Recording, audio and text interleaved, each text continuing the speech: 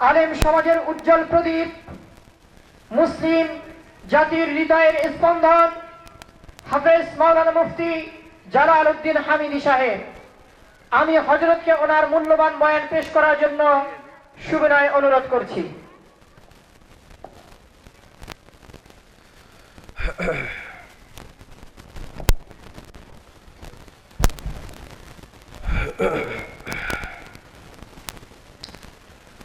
আসসালামু আলাইকুম ওয়া রাহমাতুল্লাহি ওয়া বারাকাতুহু। কেউ ঘুমে গেছে নাকি? হ্যাঁ, শীত লাগে বেশি? ঠান্ডা নাই তো না? ভাইয়েরা আমার, ভাইয়েরা আমার,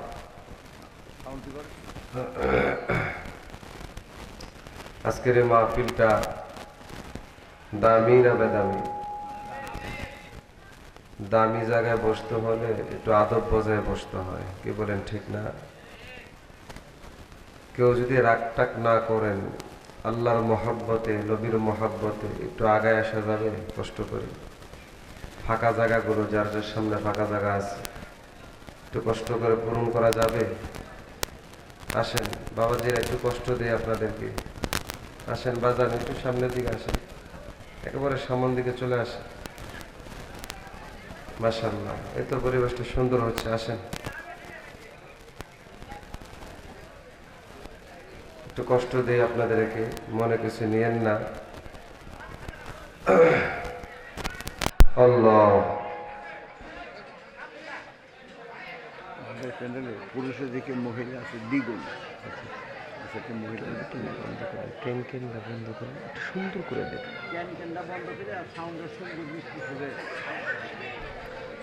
ভাইয়ারা আমার, আসেন বাবাজিরা। এই যে সামনে রাগ হয়েছেন আমার লগে, আয়েন না এই জায়গাটা, তাইন না, এত বড় ফাঁক একটা বিশাল। আসেন, দুই একজন চলে আসছেন এদিকে। এত মাশাআল্লাহ সুন্দর হয়েছে। আল্লাহ, ভাইয়ারা আমার, ভাইয়ারা আমার, ওলামা হযরতরা বয়ান করেছেন, আপনারা শুনেছেন। আমি গুনাহগার, বহু দূর থেকে সফর করে এসেছি আপনাদের দোয়া নেওয়ার জন্য।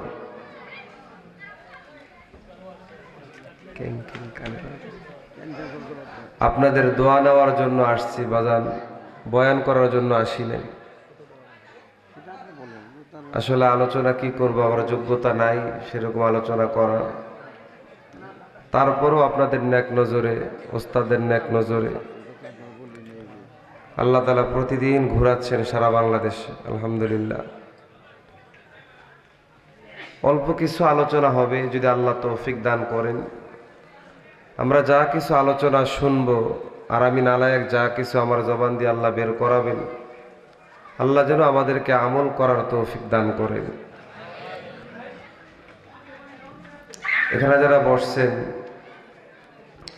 গায়ের জোরে বসছেন কে কে? গায়ের জোরে একজনও আছেন? বুঝেন নাই কথাটা? মানে ক্ষমতার দাপটে গায়ের জোরে বসছেন এমন কেউ আছেন? কে বসাইল? আওয়াজটা হয় নাই, কে বসাইল?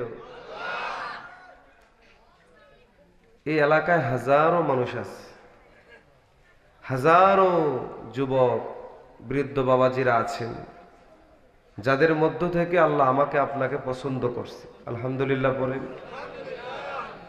মায়া করে ভালোবেসে আল্লাহ তাআলা আমাকে আপনাকে নিয়ে আসছেন, এতে আপনারা খুশি না? মুনাফিকি অন্তরে না রেখে আখিরে মোনাজাত দিয়ে বাড়িতে যাওয়ার কার কার নিয়ত আছে? দুটো হাত দেখাই তো আল্লাহকে। মোনাজাত দিয়া বাড়িতে যাবেন, কার কার নিয়ত আছে? দুটো হাত দেখান। হ্যাঁ, একটা তাকবীর লাগান, নারে তাকবীর। আল কোরআনের আলো, আল হাদিসের আলো, কোরআন সুন্নাহ যেখানে, আলেম ওলামা যেখানে, নবীর দুশ্মন যেখানে, নারে তাকবীর। মাশাআল্লাহ, সবাই থাকবেন তো ইনশাআল্লাহ। যদি বয়ান এলোমেলো হয়, যে ভাল লাগতেছে না, কি হুজুরের নেন বসাই দিছে, তারপরও থাকবেন নি। আমাদের বক্তা কি সুর দিল ওগুলো আমাদের দেখার মাকসাদ না, ওনার জবান থেকে কি কথাটা বের হচ্ছে ওইটার উপরে আমাকে আপনাকে আমল করব, এটা হলো নিয়ম। ঠিক আছে ইনশাআল্লাহ। আল্লাহ আমাদেরকে কবুল করেন, বলেন আমিন।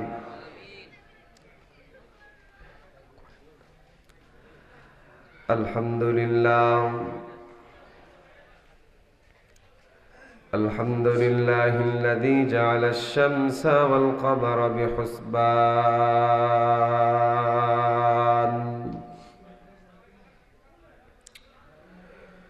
والنجم والشجر يسجدان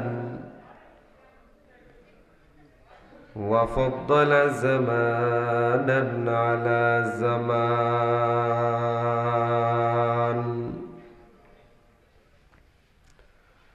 كما فضل مكانا على مكان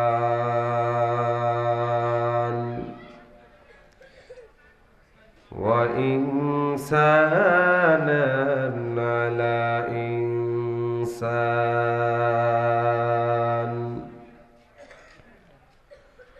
ونشهد أن لا إله إلا الله وحده لا شريك له لا ضد له ولا ند له ولا مثل له ونشهد أن سيدنا وسندنا وحبيبنا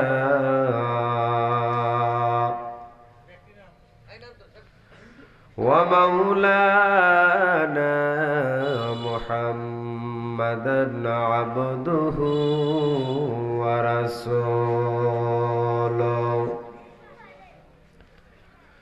أرسله الله تعالى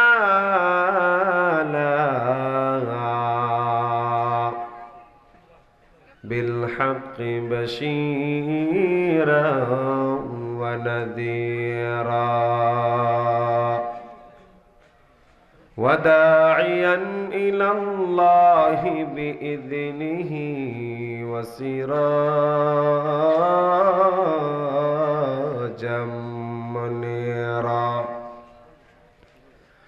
أما بعد فأعوذ بالله من الشيطان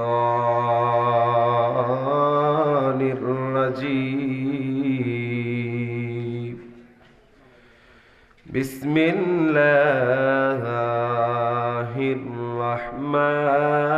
الرحمن الرحيم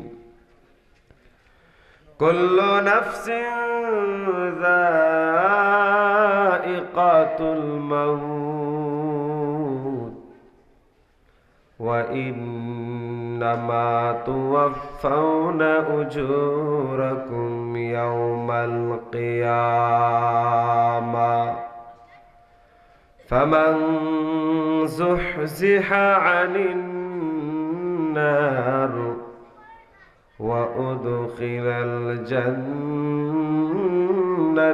فقد فاز وما الحياة الدنيا إلا متاع الغرور قال رسول الله صلى الله عليه وسلم تحفة المؤمن الموت أو كما قال عليه الصلاة والسلام صدق الله مولانا العظيم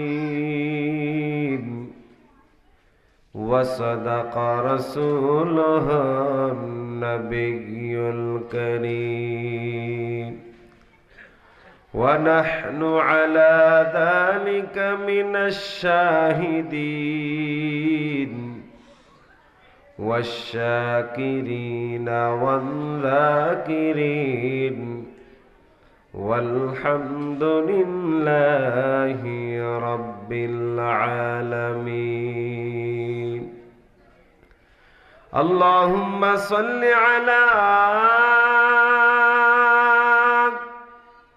روح محمد في الأرواح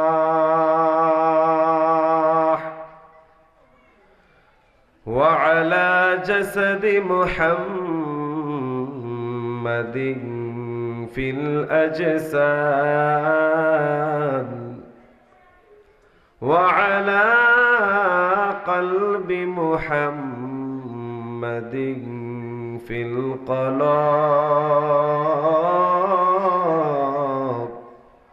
وعلى قبر محمد في القبر بذكر الشهر بيني در خروشات ولدنا تري معناك گوشات نبل بل غلش تسبیح خانس کہ ہر کار بتسبیح زبانس ذکر حق مد غذائی روح را مرحبا مد دل مجروح را لا الہ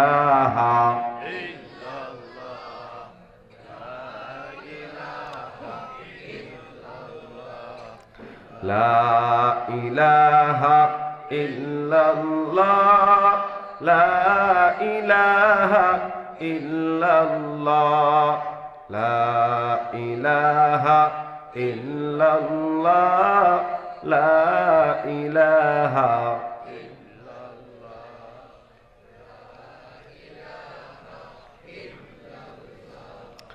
لا إله إلا الله لا إله إلا الله لا إله إلا الله لا إله لا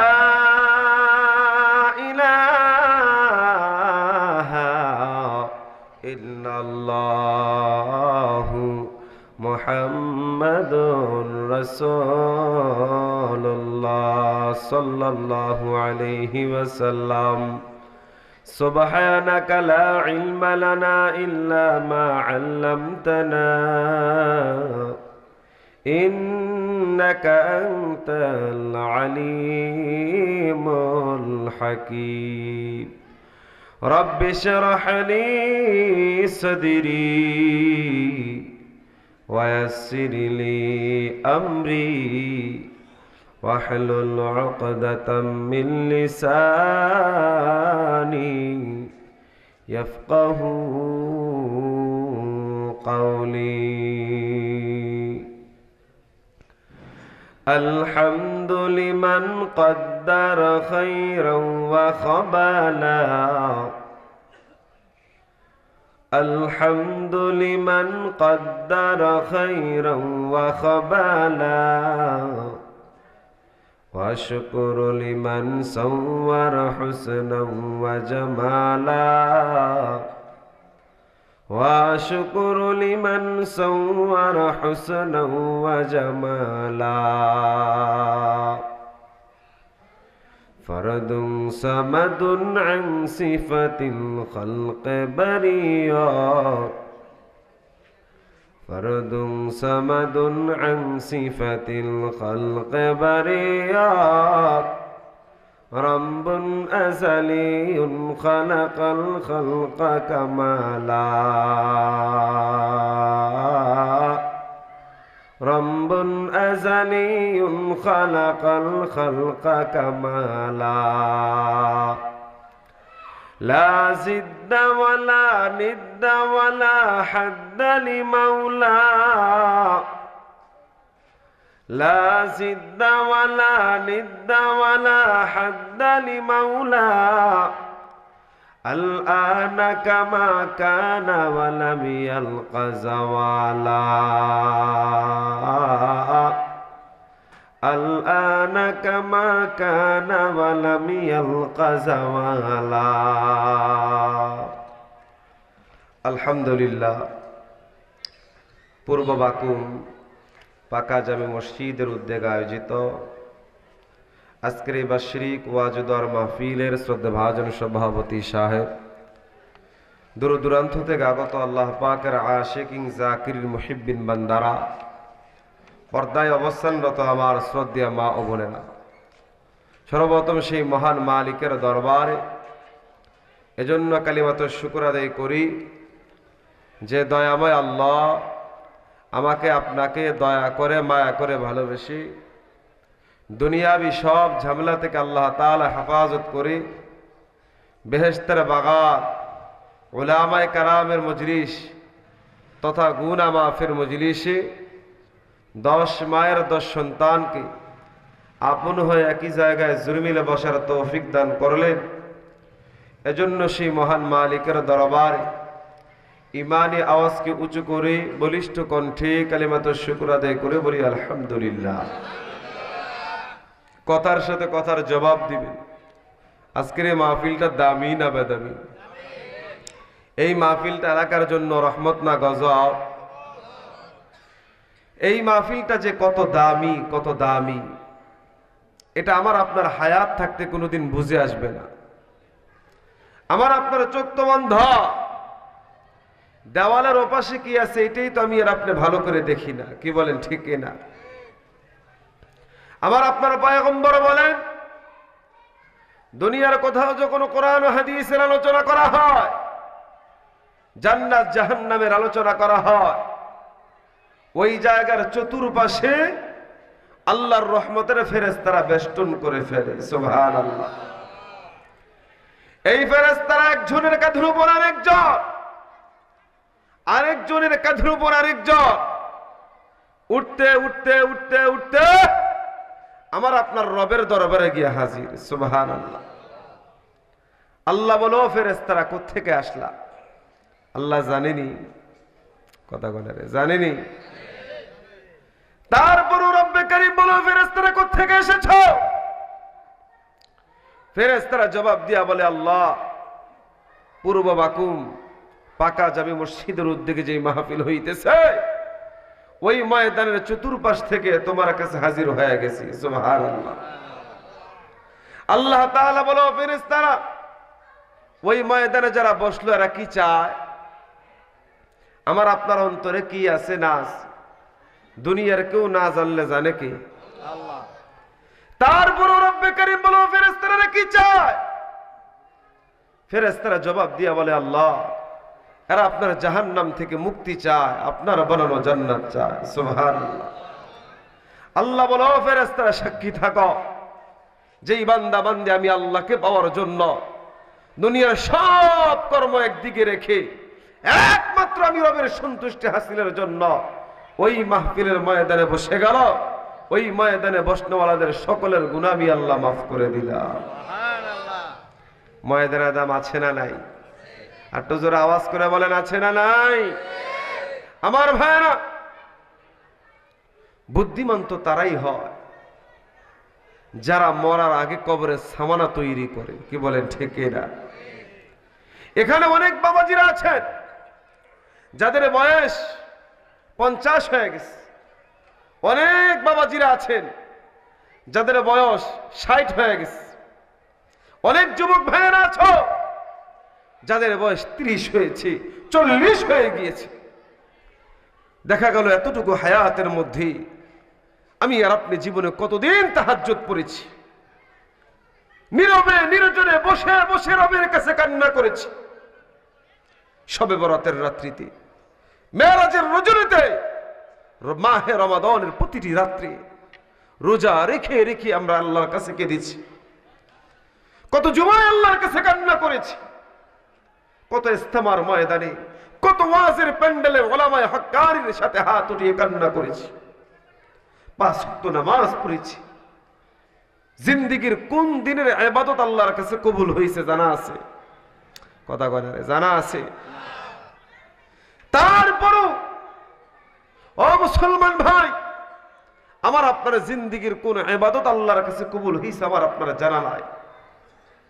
এই যে এখানে আজকে 2 ঘন্টা 3 ঘন্টা 4 ঘন্টা বসলেন, আল্লাহ তাআলা যদি হাসরের ময়দানে আমাকে আপনাকে হুঙ্কার দিয়া বলেন, এ মুসলমান ভালো করে খেয়াল করেন, এই যে আজকে 2 ঘন্টা 3 ঘন্টা আমি আর আপনি এখানে বসলাম, আল্লাহ তাআলা ওই হাসরের ময়দানে যদি হুঙ্কার দিয়া বলেন, পূর্ব বাকুম পাকা জামে মসজিদের উদ্যোগে যে মাহফিল হয়েছিল, ওই ময়দানে যারা বসেছিল আমি আল্লাহ তো তাদেরকে ক্ষমা করেছিলাম, এই নাফরমান তুই তখন কোথায় ছিলি? যে যুবক ভাইয়েরা রাস্তাঘাটে ঘুরতেছেন, বুড়া বাবাজিরা অযথা সময় নষ্ট করতেছে, আরে আল্লাহ যদি হাসরে জিগায় আমি আর আপনি কি জবাব দিব আল্লাহর কাছে? জবাব দেওয়ার কোন রাস্তা আছে? কথা কয় না রে, আছে? ও মুসলমান ভাইয়েরা, সেদিন আল্লাহর আদালতে মুখ দেখাবার কোনো জায়গা থাকবে না। এই যে আজকে এখানে মাহফিল হইল, এই যে আজকে এখানে মাহফিল হইল, এখানে আমরা যারা বসলাম, যতক্ষণ বসে রইলাম, আমি আর আপনি অন্তত পক্ষে কিছু গুনাহ থেকে তো বেঁচে গেলাম। কি বলেন, ঠিক না? এখানে যদি আল্লাহ রহমতের বাগানে আমার আপনারা না বসাইতেন, আমি আর আপনি যদি এখানে বসার সুযোগ না পাইতাম, দেখা যাইতো আমি আর আপনি বহু গুনার কাজে লিপ্ত হয়ে থাকতাম। বুড়া বাবা যারা যারা আছে তারা হয়তো টিভির সামনে বসে থাকতেন, যুবক ভাই যারা আছে তারা হয়তো ইউটিউব ফেসবুক নিয়ে পড়ে থাকতেন। কথা ঠিক না বেটি? মুসলমান ভাইরা রে আমার, আল্লাহ তাআলা ওই সব গুনাহ থেকে আমাকে আপনাকে বাঁচাইয়া আল্লাহ তাআলা এই রহমতের বাগানে বসাইয়া রাখছে। এতে আপনারা খুশি না বেজার? এজন্য আবারও দিল থেকে কালিমাতুশ শুকর আদায় করে বলি আলহামদুলিল্লাহ। বুদ্ধিমান তারাই হবে যারা মৃত্যুর আগে কবরের সামানা তৈরি করবে। আজকে দুনিয়ার ধান্দায় পড়ে, দুনিয়ার টাকা পয়সার ধান্দায় পড়ে, পরকাল জীবন যে আমার আপনার একটা আছে, আমি যে কবরে চলে যাব, ওই কবর যে আমার চিরস্থায়ী ঠিকানা, এই কথাটা আমি আর আপনি ভুলে গিয়েছি। কথা বলেন ঠিক না? বাদশাহ হারুনুর রশিদের জমানায় বাহলুল নামে এক পাগল ছিল। বাদশাহ হারুনুর রশিদ বাহলুলকে খুব পছন্দ করতে।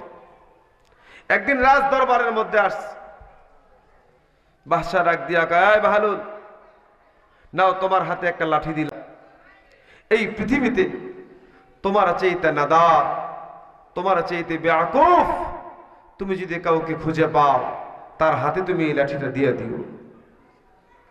বাহলুল কিছুই বলে না, চুপচাপ বাদশার কথাগুলো শুনে লাঠি হাতে নিয়ে বাড়িতে চলে গেছে। কিছুদিন পর শুনতে পাইলেন এই দেশের মহারাজ খুব অসুস্থ। আচ্ছা বলেন আমার বাপ ও যুবক ভাইয়ারা, তোমার আমার নিকটবর্তী আত্মীয় স্বজন কেউ যদি অসুস্থ হয়, আমার আপনার হাজারো ব্যস্ততার মাঝে এক নজর হলো তাকে দেখতে যাব। কি বলেন ঠিক কিনা? তো বাহলুল যখন শুনতে পাইলেন মহারাজ অসুস্থ, তো বাড়িতে আর থাকতে পারে নাই, সোজা রাজ দরবারে চলে আসছে। আইসা সালাম টালাম দিয়া বাদশাহ ডাক দিয়া বলে, মহারাজ এখন আপনার কি অবস্থা? বাদশাহ হারুনুর রশিদ ডাক দিয়া বলে, বাহলুল অবস্থা বেশি ভালো নয়, আমাকে বিশাল একটা পথ পাড়ি দিতে হবে। বাহলুল ডাক দিয়া বলে, মহারাজ আচ্ছা এত বিশাল বড় পথ আপনি পাড়ি দিবেন, তো ওই জায়গায় যাওয়ার আগে কত হাজার সৈন্য সামন্ত পাঠাইছে, ওই জায়গাটা ভালো করে পরিচর্যা করেছেন কিনা? আচ্ছা বলেন তো, কেউ যদি কাটা গায়ে লবণ ছিটায়, হ্যাঁ যুবক ভাইয়েরা, আপনার এদিক দিয়ে কাইটা গেল, আরেকজন এসে কয় দোস্তা কাইটা গেছে, আসো তোমার একটু হলদি মরিচ লাগাই দিই। আরে কি করবেন? রসমালাই খাওয়াইবেন? হ্যাঁ কথা কয় না, রসমালাই খাওয়াইবেন না হাতের সামনে যা আছে তা দিয়ে ভিডা? কথা ঠিক না? এমনি তো অবস্থাটাই, আবার যদি এসে কেউ রং তামাশা শুরু করে তো মেজাজ তো এমনি গরম হয়ে যাবে। বাদশাহ হারুনুর রশিদ খুব অসুস্থ, তার মধ্যে আবার বাহারুল উল্টা পাল্টা বলা শুরু করছে, তো মেজাজ গরম হয়ে গেছে। ধমক দিয়া বলে, বেয়াকুফ, আরে কবরের দেশে রওনা হইতেছি, যেই দেশে মানুষ একবার গেলে আর ফিরে আসার কোন রাস্তা, তো ওই দেশে আবার সৈন্য সামন্ত পাঠাবো কিভাবে? এবার বাহারুল ডাক দিয়া বলে, মহারাজ, দুনিয়ার কোথাও যখন আপনি বেড়াইতে যাইতেন সামান্য সময়ের জন্য, এজন্য আপনার কত আয়োজন থাকতো, আর আজকে চিরদিনের জন্য আপনি কবরে চলে যাইতেছেন, ওই জগতের জন্য ন্যূনতম কোনো ফিকির আপনার নাই। মহারাজ, বহুদিন আগে আপনি আমার হাতে একটা লাঠি দিয়েছিলেন আর বলেছিলেন এই পৃথিবীতে আমার চাইতে বেয়াকুফ যদি আমি কাউকে খুঁজে পাই তার হাতে যেন আমি লাঠি দিয়ে দিই। বহু জায়গায় তালাশ করেছি, কিন্তু আজকে আপনার চাইতে বড় বোকা পৃথিবীতে আমি আর কাউকে খুঁজে পাই নাই। আল্লাহু আকবার। কি বুঝলেন যুবক ভাইয়েরা? আরে বুদ্ধিমান তো তারাই হবে যারা মৃত্যুর আগে রবের পরিচয় হাসিল করবে। কথা বলেন ঠিক না? আমরা মনে করি ডক্টর হইলে, ইঞ্জিনিয়ার হইলে, জজ হয়ে গেলে, বড় পোস্টে চাকরি করলে সে মনে হয় বড় আকলওয়ালা। এই বড় বড় শিক্ষিতওয়ালা জানতে জানতে জানোয়ার হয়ে গেছে। দেখবেন আজান হয় মসজিদে, মসজিদের সামন দিক দিয়া যায়, কিন্তু এই কপাল পরা মসজিদে যায় না। আছে না নাই? কথা আসতে করে, আছে না নাই? কি ভয়টাই ফান নাকি কাউরে? বুঝলাম না। বাচ্চা না কাললে মায় দুধ দেয়নি? হ্যাঁ, আপনার ফেটে খিদা লাগলে তো বাতের ফাতিলা খুঁজবেন। যদি আপনাদের কোরআন হাদিসের কথা কিছু শোনার তলব থাকে, যদি এরকম আগ্রহ থাকে, তাহলে এই নালা একের জবান দিয়ে আল্লাহ কিছু বের করাই দিন। আমার সাথে একটু হা হু কইতেই, নাহলে মনে হইবে আমি গোরস্থানে বয়ান করতেছি। এটা গোরস্থান? কথা কথা রে, এটার বলো ঘুমায় যায়, এটা গোরস্থান? ভাইয়ারা আবার খুব খেয়াল করেন, খুব খেয়াল করেন। এই দুনিয়া আমার আপনার থাকার জায়গা নয়। চলে যেতে হবে কবরে। বুঝে আসলেও কবরে যেতে হবে, না বুঝে আসলেও কবরে যেতে হবে। কথা কোন ঠিক না বেটি? বাঁচার কোনো রাস্তা নাই। এই পৃথিবীতে আমি আর আপনি যা কিছু করি, সর্বক্ষেত্রে দেখবেন কোনো না কোনো মতানৈক্য হয়। একজনে বাড়ি বানাইতে যাইব, এইভাবে বাড়ি বানাও কেন? দেওয়াল টেওয়াল ঠিক মতো উঠাইছো না, ডিজাইন সুন্দর করে দিছো না, হ্যাঁ, কিভাবে তুমি কি করতেছো? ভালোভাবে পিলিয়ার গাঁথো, সুন্দর করে বাড়ি বানাও। মতানৈক্য করে কি করে না? দোকান দিবে একজনে, এই বাজারে দোকান দিয়া লাভ নেই, একটু শহরের দিকে দোকানটা দাও, তাহলে ভালো মুনাফা অর্জন করতে পারবা। কথা বলে কি বলে না? জীবনের প্রত্যেকটি ক্ষেত্রে যে কোনো কর্মে আপনি যাবেন, দ্বিতীয় কোনো মতানৈক্য আছে। কথা কোন ঠিক না ঠিক? এমন একটা বিষয়, মৃত্যু এমন একটা বিষয়, যেই বিষয়টির ক্ষেত্রে দুনিয়ার কাহারও কোনো মতানৈক্য নাই। কথা বলেন ঠিক না ঠিক? আস্তিক হোক নাস্তিক হোক, মুসলমান হোক, হিন্দু হোক, খ্রিস্টান হোক, ইহুদি, নাসারা, বৌদ্ধ, পত্তলিক, যাই জাতি হোক না কেন, সকলেই কথা দিলে প্রাণে বিশ্বাস করে একদিন আমাকে মৃত্যুবরণ করতে হবে। কথা বলেন ঠিক না? তাম দুনিয়াতে আল্লাহ যা কিছু বানাইলেন সব যদি ধ্বংস হয়ে যায়, একমাত্র বাকি থাকবেন কে? কথা আসতে কয় রে, কে? কুল্লু মান আলাইহা ফান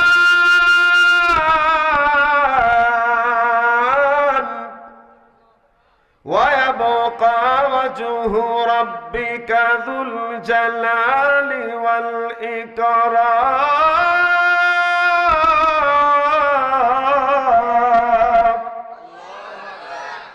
আল্লাহ বলেন কুল্লু মান আলাইহা ফান, তাম দুনিয়াতে আমি আল্লাহ যা কিছু বানিয়েছি সব একদিন ধ্বংস হয়ে যাবে। ওয়ায়াবকা ওয়াজহু রাব্বিকা দুল জালালি ওয়াল ইকরাম, একমাত্র বাকি থাকবেন আসমান জমিনের মালিক তোমার আমার আল্লাহ সুবহানাল্লাহ। সব ধ্বংস হয়ে যাবে। তাহলে মৃত্যুর হাত থেকে পলায়ন করার কোনো রাস্তা? যদি কেউ চিন্তা করে বাংলাদেশ তো খালি বৃষ্টি হয়, এই কাদামাটির দেশে আমি থাকতাম না, বেড়া টারা ভালা না, কোন দিক দিয়ে আজরাইল লইয়া যায় তেরো হইতাম না, লন্ডন চলে যাব, আজরাইল যাই বলি কথা বলে রে, হ্যাঁ ইতালি গেলে, ফ্রান্সে, ওই মোদির দেশ ওইখানে যাইব। যদি আমাদের মক্কা মদিনায় চলে যায়, সেখানে আমাদের নবী আছে, সেখানেও যাবে। ভাইরা আমার,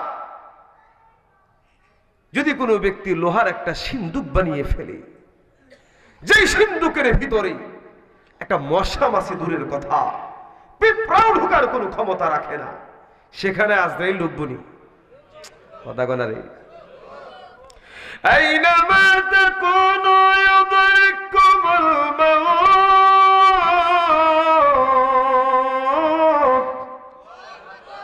ওয়ালাউ কুনতুম ফি বুরুজিম মুশাইয়াদা। আল্লাহ বলে, ও আমার বান্দা বান্দিরা শোনো, আইনামা তাকুনু ইউদরিকুমুল মাউত, মৃত্যুর হাত থেকে পলায়ন করে, ওয়ালাউ কুনতুম ফি বুরুজিম মুশাইয়াদা, সুদূর দুর্গের ভিতরেও যদি ঢুকে যাও, সেখানেও আমার তৈরি ফেরেশতা আজরাইল তোমাদেরকে গ্রাস করে নিবে। আল্লাহু আকবার। তাহলে মৃত্যুর হাত থেকে বাঁচার কোনো রাস্তা? মরণ থেকে যতই পালাও, মরণ তোমায় লইবে ঘিরে, যদিও সুদূর আকাশ প্রাণী, পালাও সেথায় লাগায়া সিঁড়ি, যদিও সুদূর আকাশ প্রাণী, পালাও সেথায় লাগায়া সিঁড়ি। ঠিক না? মুসলমান ইমানদার আল্লাহর গোলাম, এ নবীর উম্মত, এ যুবক, বাবা দিনের কান লাগাইয়া শোনো, মৃত্যুর হাত থেকে পলায়ন করে বাঁচার কোনো রাস্তা নাই। কি বলেন ঠিক না? যেখানেই বান্দা তুমি যাইবা, সেখানেই আজরাইল তোমাকে গ্রাস করে নিবি। এ নবীর উম্মত, এই দুনিয়াটা তোমার আমার থাকার জায়গা নয় রে মুমিন। এই দুনিয়াতে তুমি আর আমি থাকতে পারবো না। যেখানেই যাইব, আজরাইলের সাথে তোমার আমার মোলাকাত হয়ে যাবে। আল্লাহর পয়গম্বর সুলাইমান আলাইহিস সালাতু ওয়াস সালাম উম্মতের সামনে বয়ান করতেছে। এমন সময় এক উম্মত দাঁড়ায় যায়, ডাক দিয়া বলো, পয়গম্বর সুলাইমান, আল্লাহ তাআলা তো আপনাকে এমন পাওয়ার দিয়া দিচ্ছে, দুনিয়ার জমিনের ভিতরে যদি আপনি বাতাসকে অনার করে দেন, বাতাস আপনার কথা শুনতে বাধ্য হয়ে যায়। আল্লাহু আকবার। ও পয়গম্বর সুলাইমান নবী, আপনি একটু বাতাসকে অনার করে দেন, আমি এলাকায় থাকতে চাই না, আমি ভারত এলাকার ভিতরে চলে যেতে চাই। পয়গম্বর সুলাইমান নবী বলি, আরে উম্মত, কেন তুমি সেই দেশের মধ্যে যেতে চাও, কারণ কি? লোকটা নাক দিয়া বলো, পয়গম্বর সুলাইমান, আপনি যখন আল্লাহর বরত্বের কথাগুলো আমাদের সামনে বলতেছি, আমি তাকাইয়া দেখলাম আজরাইল এমন ভাবে আমার দিকে গরম নজরে তাকাইছি, মনে হয় এখনই আমার প্রাণটা হরণ করে নিয়ে যাবি। আল্লাহু আকবার। ও পয়গম্বর সুলাইমান নবী, আমি এখন ইন্তেকাল করতে চাই না, আমি আরো পৃথিবীর জমিনের মধ্যে থাকতে চাই, আমি এই দেশে থাকবো না, আমাকে ভিন্ন একটা এলাকার ভিতরে আপনি পাঠায়া দেন। পয়গম্বর সুলাইমান নবী আল্লাহ তাআলার বাতাসকে অর্ডার করে বললেন, বাতাস যাও যাও, আমার উম্মতটাকে অমুক এলাকার মধ্যে তুমি দিয়ে আসো। সুবহানাল্লাহ। এ নবীর উম্মত, এ যুবক, এ বৃদ্ধ বাবাজিরা, ও পর্দার অন্তরালের আম্মা জান, দিলের কান লাগাইয়া শোনেন, পয়গম্বর সুলাইমান নবী বাতাসকে অর্ডার করতে দেরি হয়, আল্লাহর হুকুমে বাতাস বান্দাটাকে ওই দেশ থেকে ভিন্ন দেশে দিতে দেরি করে নাই। এ নবীর উম্মতের দল, বাবা দিলের কান লাগাইয়া শুনেন, কিছুদিন পর আজরাইল আলাইহিস সালাতু ওয়াস সালামের সাথে পয়গম্বর সুলাইমান নবীর দেখা হয়ে গেল।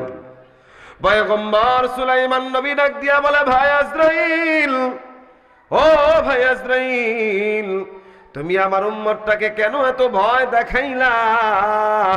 আজরাইল ডাক দিয়া বলো, পয়গম্বর সুলাইমান, আমি এই দিক দিয়ে যাইতেছিলাম, আল্লাহ তাআলা আমাকে অর্ডার করেছেন আপনার উম্মতের রূহটা যেন আমি ভারত এলাকা থেকে কবজ করে আনি। আল্লাহু আকবার। ও পয়গম্বর সুলাইমান নবী, আমি এই দিক দিয়ে যাইতেছিলাম, আমি তাকাইয়া দেখলাম কিছুক্ষণ পর এখান থেকে শত শত মাইল দূরে আপনার যে উম্মতের রূহটা আমি কবজ করব, এখনো পর্যন্ত আল্লাহর বান্দা ওই জায়গার মধ্যে গিয়া হাজির হয় নাই। এজন্য তারা দেখে আমি বড় আশ্চর্য হয়ে গেলাম, এজন্য তার দিকে একটু গরম নজর দিয়া তাকাইলাম। আল্লাহু আকবার। ও পয়গম্বর সুলাইমান, তার দিকে গরম নজর দিয়া তাকাইয়া আমি যখন ওই এলাকার মধ্যে হাজির হইলাম, আমি তাকাইয়া দেখলাম আল্লাহর বান্দা ওই জায়গায় হাজির হয়ে গেছি। সুবহানাল্লাহ। ও গো পয়গম্বর সুলাইমান নবী,